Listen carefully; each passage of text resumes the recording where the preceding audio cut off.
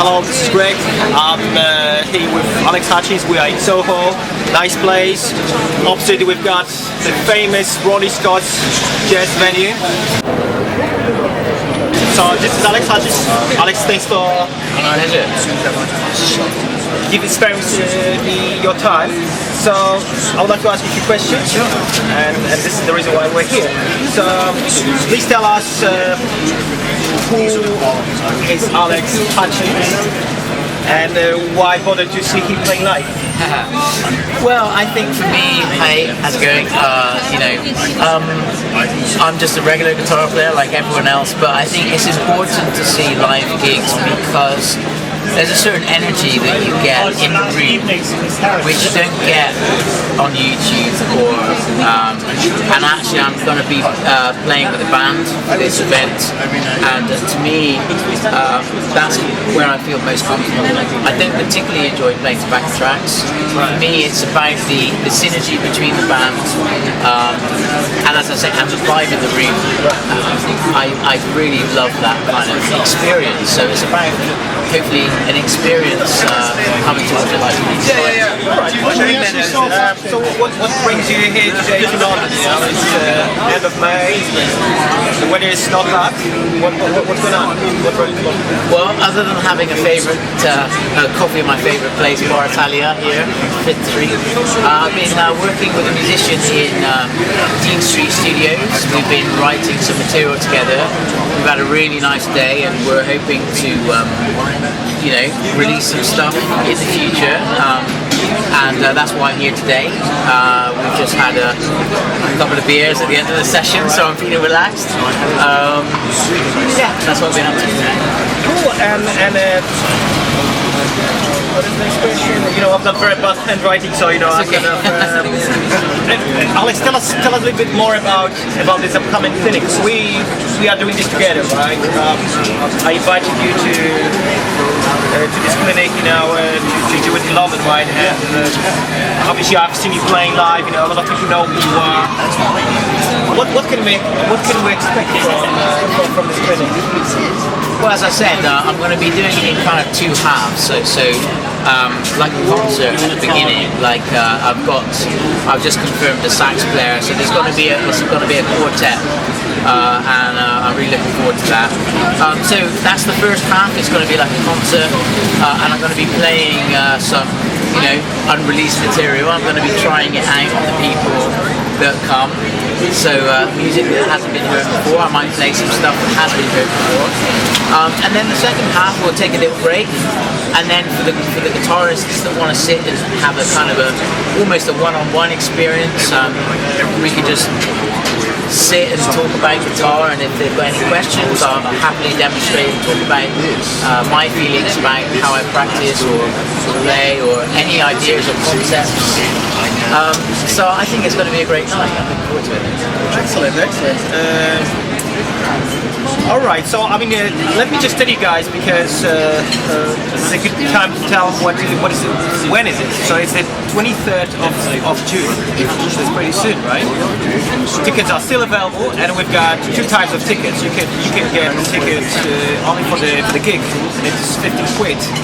And you can buy a ticket for the show, for the full show, including the gig and including the masterclass, and it's £35. Just the kind of information that I would like to kind of give you here. Now, let's get back to kind of guitar talking and all this kind of stuff. Can you share? Can you maybe? I would like to ask you about top three guitar tips that you would like to give to guitar players at any level, especially I think beginner players and intermediate players, or maybe even like more advanced players. So, is there any kind of wisdom you'd like to share about playing guitar? Well, for me, I think that anybody of any level can make music.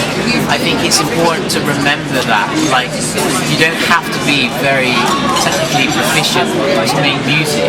For example, there are people that have never had a lesson in their life. They don't necessarily have a great technique, but they can still make music.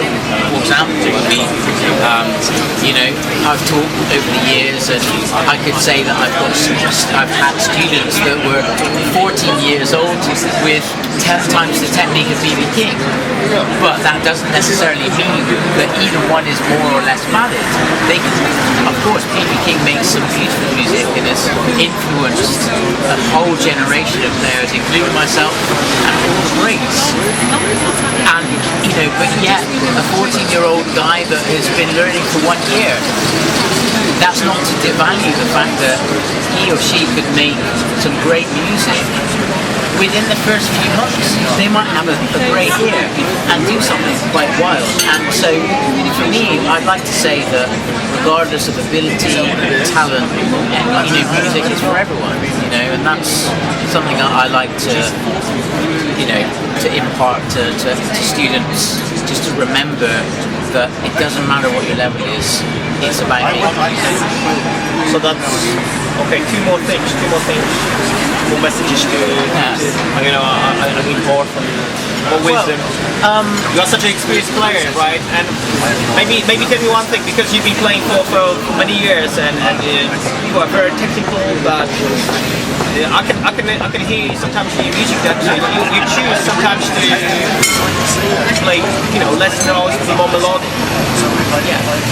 Well, I guess the thing about that is it's kind of a typical, maybe a jazz thing, which is to be able to sing what you hear in your mind and your head. And I look at playing the guitar as just playing music, as if I'm singing, or playing the saxophone. I learned the saxophone growing up, similarly at the same time as playing the guitar. And I was just discussing with the guys today in the studio about how that maybe has affected my guitar playing, because there's a dynamic approach to an instrument like saxophone, which is unlike the guitar. Every single breath, every nuance has a dynamic to it that I think has influenced my playing. I love dynamics.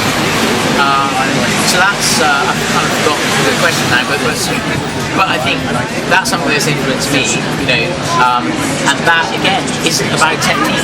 That's about trying to express something, and it doesn't have to be a flashy thing, but a musical thing.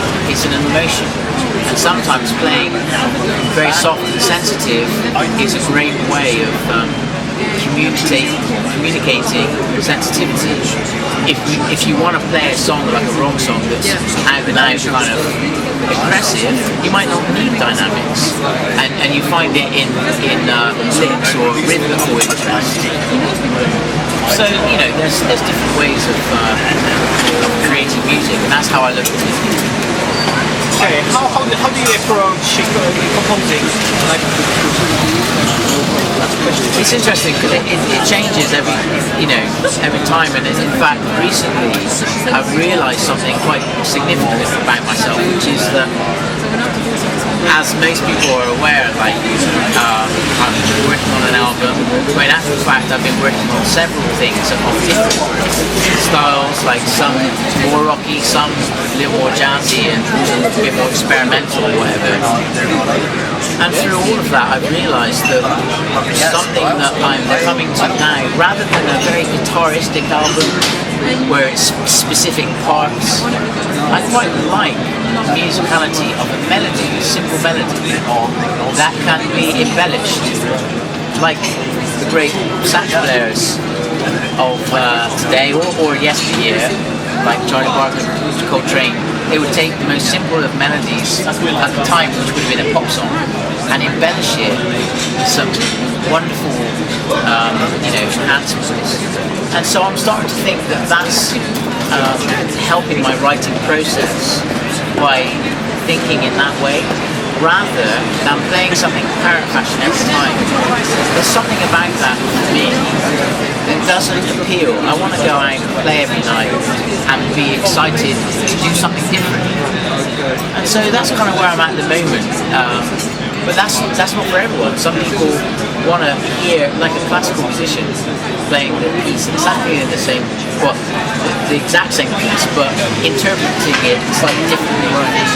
And that's just another way. But that's where I'm at the moment. Right. Well, listen, as you know, I teach guitar, right? And I'm interested to know if you have ever taken any guitar lessons. Well, not any electric guitar lessons, right? But when I was younger, I had a few years of classical lessons from 12 to 13 or maybe 14, I can't remember. And for me, I actually started on the electric first. I was bought my first, well, I say 6-string, it only had 2 strings on it for about a week. And I just learned on that for a while. My brother showed me some licks and he plays also. And but when I started playing classical guitar, they taught me good technique, mainly posture and the left hand. And that's something I like to instill, and I'll probably mention on the masterclass, is how important to me posture is. And I got that from classical discipline, and I also learned discipline. Exactly, discipline is the key, right? Absolutely. And so I just put it into my own music, and what I wanted to achieve, on the electric guitar, I just took those values and implemented them in the electric world. Alright, cool. Listen, this is the last question. You seem to be very confident on stage. We've seen Alex jamming with Rakau. We love the way you played, we love the way you moved, and judging from Greg's facial expressions, he was really like kind of happy, to see you kind of being so much into it. So you are confident on stage, obviously, but how did you get there, right? How did you reach that level of confidence? And what do you feel when you do that? Right? What do you feel when you play music live? Yeah, it's interesting. I'll give you a quick experience that I had maybe 10 or 12 years ago or something like that. I remember playing a gig in Bristol, which is where I'm from, in a place called the Old Duke, which is a great venue. They have music 7-8 times a week. And through my childhood, I always imagined, I'd love to play there. And so finally, when I started to play there, it was a big thing for me at that age, maybe 19 or 20. And there was one particular night, there was a big crowd, maybe 80, 90 people, right up to the stage, and I was quite nervous. And I was worried, what are they going to think? What are they going to think? And then anyway, I thought, well, I'm about to go on, I can't practice anymore, I can't do anything different. So what I'm going to do, I have to let go of what I think they're going to think of me. Alright. And what I did was forget that there was an evening audience there. And to a point, it sounds a bit weird, but to not even care what they feel. Alright. And what that means is I focused entirely on the music, the point of being there, which is to play. So when one of my students came up, I closed my eyes, ignored everyone, and I just put everything into it. I went, and then bam, hit the last note. And opened my eyes, and everyone just went, and they sort of erupted. And I learned a big thing that day, which was, it doesn't matter where you are, who you're in front of, honour the music and what you're doing. That's all you can do, and you have to do your best. And it doesn't always go that way. They might not like it, but rather than sitting there worrying about what they're thinking, focus on the point of being there, which is to play music the best way you can, the best way you know how, and do the best you can do, and that's all you can do, and have fun doing it.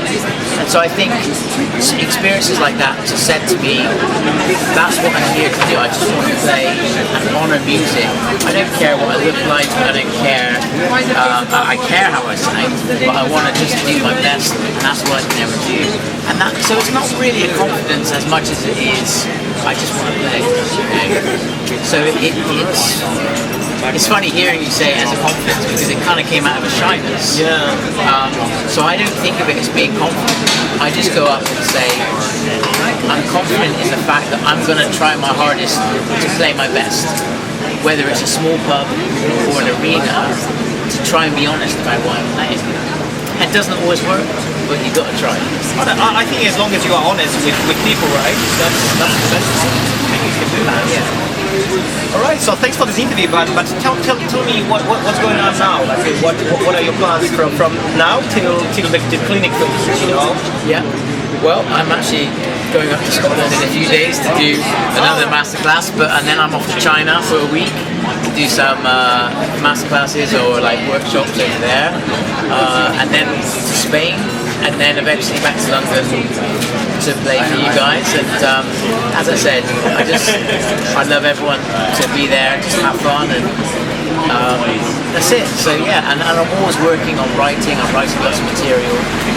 Hopefully it'll be ready this side of me being 55 years old. All right, excellent. Alex, thank you so much for being here today. Yeah. Thank you very much. Cheers.